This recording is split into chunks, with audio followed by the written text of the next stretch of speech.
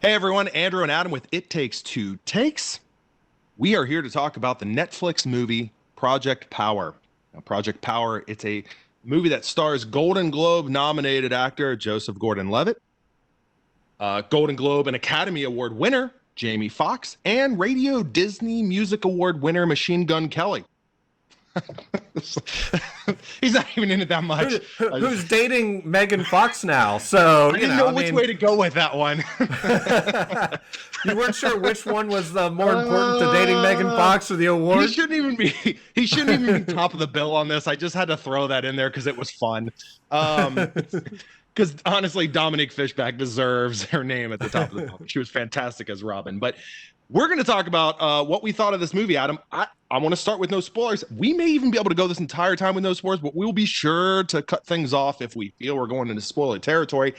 Adam, I'm going to just quickly start off by saying this movie was about what I expected it to be for a number of reasons. The trailer was fine. The movie was fine. And much like a lot of these Netflix original films, it's really good idea and premise, and the execution is just fine. I don't know, Adam. What did you think? Yeah, I was really intrigued when the trailer came out, and I saw this, and I thought, well, all right, this is a neat premise. I can kind of get behind this. This could be cool. Yeah. And then the movie comes out, and I'm like, eh.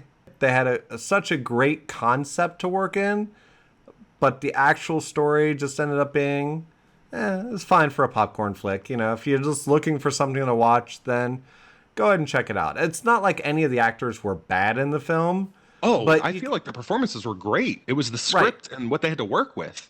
The three leads are really everything centers around them. Everyone else is just kind of a bit. You expect a good performance out of Jamie Foxx and Joseph Gordon-Levitt. And I wasn't disappointed in their performances at all. I don't feel like there was a lot of chemistry between them in the scenes that they were in together. The character of Robin was the glue that even held them together at all, because when it was just them two, I didn't feel any type of chemistry, good or bad, really. It was like, eh. Yeah, and I guess to take a step back for anyone that hasn't seen this movie, if you haven't seen a trailer for any reason, I can explain it very, very quickly. The concept, at least, what Adam's referring to is what was an interesting premise. The idea that human beings could take this pill and it would essentially extract some element of whatever was existing within their sort of biology, within their DNA, and bring out, let's call it superpowers, right? Like I think there's a lot of comparisons to Limitless. The idea that it's going to pull out and completely enhance or capitalize on the extreme abilities you could have based on this pill. And in the movie, or kill you. In Project Power, it's kind of based on animal sort of abilities. So this is what the movie is essentially about. And of course, you can imagine the wrong people get their hands on things, and then what are the implications of that? Or the idea that who knows what that person's ability is going to be when they take this pill? What's going to happen? Some people, and I don't think it's really much of a spoiler. I don't know that you mentioned this. They only get those powers for 5 minutes. It's for exactly 5 minutes, to the point where you're literally setting a watch. At least some of the characters are, the moment they take the pill, because when that watch counts down, it's done. Which from a world building perspective, I found that very interesting. I get that you have to suspend your disbelief a little bit to be able to get there, but I think it's kind of cool to set those parameters, because not many people do that. Like you don't really leave questions there, aside from the fact that how does a drug hit that fast and end exactly that soon? But whatever, okay, right? That's my point. So that's the idea of the film, and somewhere in all of that is every film you've ever seen in terms of government being involved in things and conspiracies. Yeah. They've got my daughter. I'm Jamie Foxx. How am I going to save her? And that's kind of the gist of the film. And you kind of know all the beats when you get into it and you're watching. You're like, I've seen this before. But the world building was kind of cool. It wasn't completely consistent. And the performances, I felt like, were great, all things considered. Yeah, there was one part with Joseph Gordon-Levitt that, I thought really I got a kick out of, that wasn't even had anything to do with any of the action scenes. It was just funny, and it was just, I almost wanted, after watching that one scene, I almost wanted. That's when I kind of realized the one thing this thing is falling flat on is any type of lightheartedness. I think it was so serious. It was always going full steam into this serious action drama type of tone. That this one time when there was, some really good comedy in it, in my opinion, I'm like, man, if they just added just a little bit more here and there of that, I think I might have enjoyed this a little bit more. We had the same complaint about the old guard, right? Speaking of Netflix originals, right? But I do feel like when you mentioned chemistry, I agree that it wasn't quite there, but I do feel like the lighthearted moments where a lot of times it was thanks to the character of Robin, and especially thanks to Jamie Foxx. I feel like when Jamie Foxx is on screen, it's always enjoyable for me. And see, I feel like he didn't let me down in this scenario. It was just there's a certain level of for me it was Joseph Gordon-Levitt. Actually, I thought Joseph Gordon-Levitt landed, for me at least, better than Jamie Foxx did. I like Jamie Foxx. I think he's a spectacular actor. I felt like I enjoyed following Joseph Gordon-Levitt's character arc more. There's a scene where Joseph Gordon-Levitt's in Robin's house with her mom, and it's just funny. It was just fun. It was funny. It was great. And following his character, I thought was a lot of fun, and I really enjoyed that more. I think more so than a lot of the other parts. And I feel like that may have been one of the problems you had, was you had two lead actors, and you had three lead characters that you're all trying to follow at once, right? Yeah. And you had one lead character that was sometimes interacting with one of the other two lead actors, right? It was one of those things where you didn't really have, I think, a clear focal point of, I'm following this person and I'm seeing things through the eyes of this person.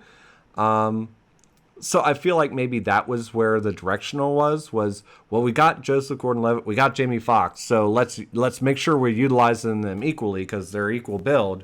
And I don't know what it was, but it felt like it just didn't land for me. Yeah, I think I know exactly what you're saying. And this is my issue, I feel like, with what I've seen so far with what Netflix has really acquired. You've got these big names, you've got these very capable actors or actresses that are behind these films and these premises, these concepts, yet nothing feels fully realized. Like, it just doesn't feel like it's been quite there. It's almost like the one thing that was cut short was sort of the script writing process. Like, it's almost like, because you mentioned about the idea of these characters, right, in Project Power. And I feel like there were so many different things that I enjoyed, but none of it ever came together, and it was inconsistent, whether it was some of the relationships or whether it was some of the dialogue or whether it was, the stylistic choices. Because let's be honest, in Project Power, I felt like there were moments where the special effects were really cool, and the tone or the way that they sort of set up scenes, I was like, ooh, this feels a little different. And then it just kind of was all the same eventually. I think my other problem with the so-called Netflix movies is they get these big actors in it, and that's fine that you have some big names to kind of draw it in. Let's face it, Star Wars had Alec Guinness as one of the draws to the original Star Wars movie. But by doing this, they could be such a great vehicle for displaying a bunch of new talent, but that's not what really happens. Everyone else, other than these main actors, are just extras, and I feel like that's where they're kind of falling short in some of the writing. Is you're not really giving us. You're focused so much on these main characters and these main actors that everybody else just feels flat. Their motivation feels flat. Their character growth feels flat. Everybody else just feels flat because you're so focused on who the big names are. I agree. One exception in this film, I feel like, is the character of Robin, or at least Dominique Fishback as an actress. She stood out to me. I remembered her name. I knew she was important. And there were plenty of issues I had with her character, though. You had that in the old guard too, with what was it, Kiki Lane? I think. Yeah. Okay. All right. Yeah, that's fair. So you had good growth with her, but it's like, what about everybody else? I mean, that was where my problem comes in. Is just like everyone else is just there. Yeah. So let's get into our final thoughts here. I think final thoughts on this for me is it's not a bad movie. So don't take any of the criticisms I said up to this point that it's not worth watching. If you like an action drama, sci-fi type of movie, go ahead and, pop some popcorn, sit on the couch and watch the movie, right? But if you're looking for something that's really going to leave a deep impact afterwards, this ain't it. But it's great as a popcorn flick for a good time on a night where you're looking for something to kind of pass the time. Yeah, I don't know that I would add much to that. I think you said it exactly how I would say it. In this, other than the fact that, like, look, if you want to watch something that's not going to really irritate you, but at the same time you're not going to leave this movie thinking,